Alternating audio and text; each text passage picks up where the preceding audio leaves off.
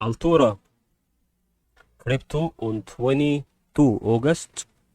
How can we invest on 22 August? Okay, the news about this Altura Crypto on 2022 on 22 August is about to be this part just increased or decreased in momentum.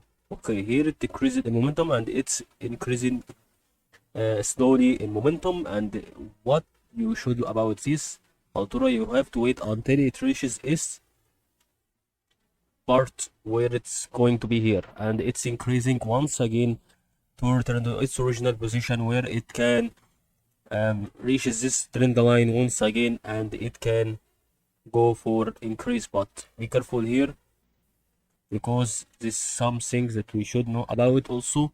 That um cryptocurrency in every part of this which is below zero doesn't go on this wave, so it will play around this part and increase again, or it will go straight line and increase once again to make its original increase in momentum or original position. So that's what we wanted to explain on Altura Crypto